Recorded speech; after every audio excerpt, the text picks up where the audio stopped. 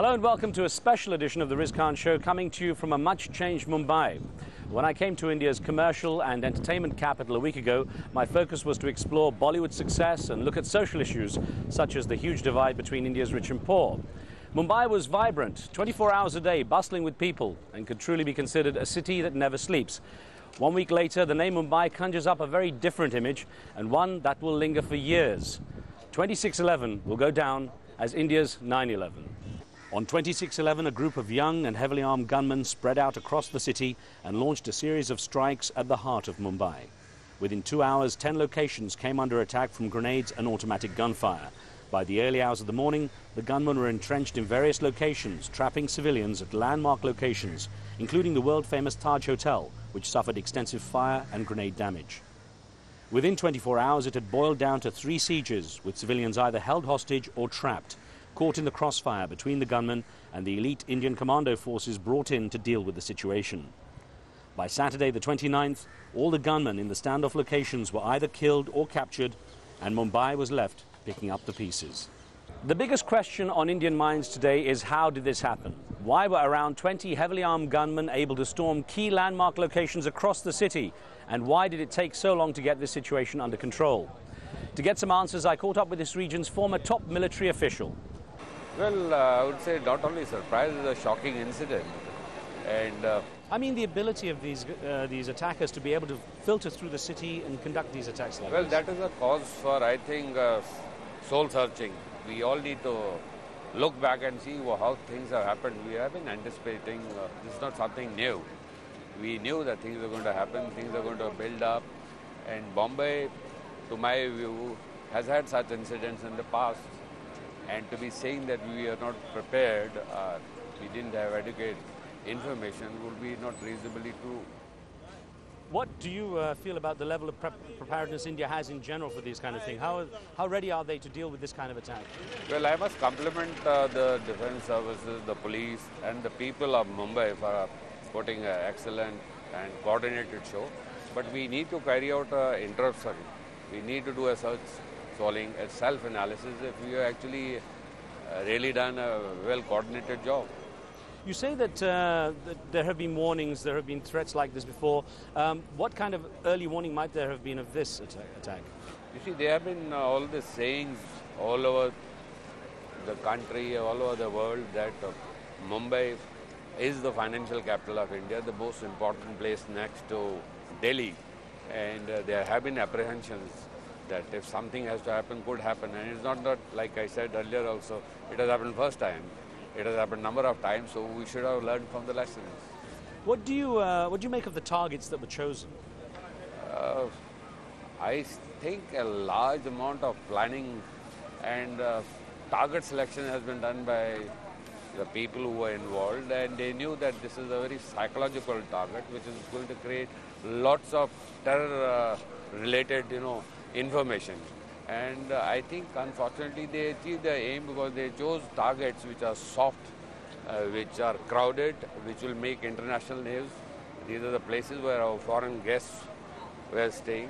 And I think the planning has been absolutely well orchestrated, I must say. What would have been your response as a top military official here at the time? Had you been in charge, how would you have handled this? Like I said at the outset, I must first compliment everybody for putting up the right show, trying to deal with the situation. But my personal viewpoint is that we need to do a soul-searching, self-analysis whether we have actually gone about the right way. In my personal opinion, speed is the essence. And any collateral damages, if they have to be accepted, have to be accepted. In such operations and built-up areas, it is an accepted norm, and as a strategist, as military men, we know we're going to face the wrath. After this, we're going to have damages, but that is acceptable. But to prolong it, I don't think is a reasonable way of dealing with things, that is one. And secondly, you can't have a non-comprehensive plan of action. Was it too slow? Was everything too slow then? Well, there are different views. I think we need to sit there. Like I said, I will not like to comment at the moment, but apparently everybody seems to be doing it. It was not a very comprehensive action plan to my personal belief. The other part is, there didn't seem to be an organization of a spokesperson coming out, giving to the public, leading to, which led to actually so much of rumor mongering. There are so many things which we need to sit and look back. You say that there was, there's an acceptance of collateral damage in these kind of situations. So you're suggesting that they could just storm through and that if the civilians are killed, there's a reasonable explanation? You see, you look at it now, how many of our friends, our own kith and kin we have already lost. So does actually it really make a difference in the long term to prolong this sort of an incident? There may be varying views, but to my personal view, speed is of paramount importance and you can achieve better results. There was a feeling that perhaps the reason that the buildings weren't stormed, that the action wasn't more aggressive from the forces here in the first place, is because so many foreign nationals were involved, it would cause a major issue with foreign governments. That is true because a large number of our officials have also come and said that it has been deliberate. That's one point of view.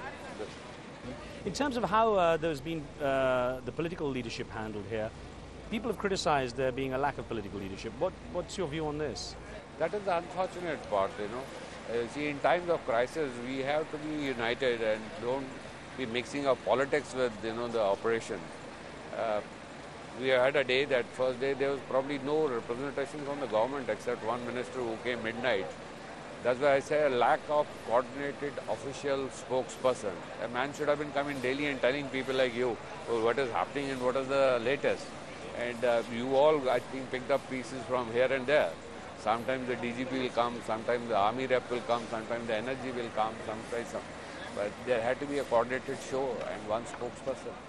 In terms of how this will affect the community, I mean, there's already been these underlying tensions between particularly the Hindu and Muslim community in Mumbai and even other parts of India. How will this affect that relationship? I don't think that is so. We are all united. You would have seen the unity amongst all communities.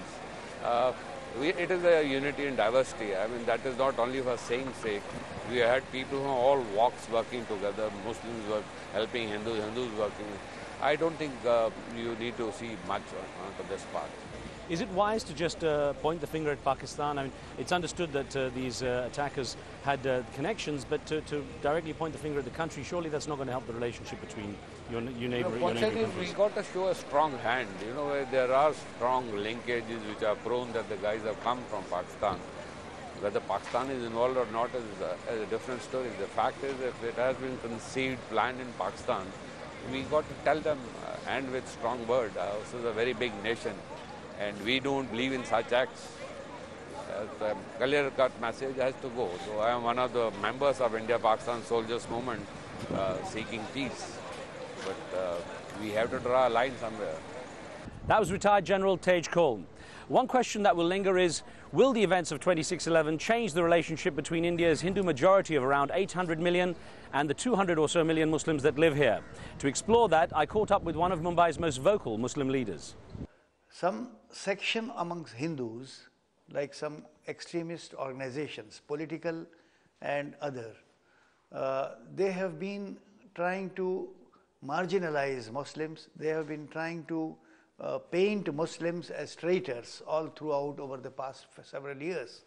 And more particularly, the incident of 6th December 1992 is a turning point. You see, if you look at the history of India, you will find that since the partition from 1947 until 1990-92, there have been communal riots, in various parts of India. There have been hundreds of communal riots. If you carefully examine the study, where Hindu-Muslim conflict has been occurring time and again with regular intervals. But all those communal riots were merely the riots where the parties fought either with blows or lathis or stones or at the highest pistols. But we never saw bomb culture. The bomb culture, that is the grave terrorist act, has seen the light of the day in India only post Babri Mosque demolition, which is a turning point. It's only on the 6th December 1992 that Islamic sentiments were hurt, not only causing serious agony and anguish to the Muslims in India, but throughout the world.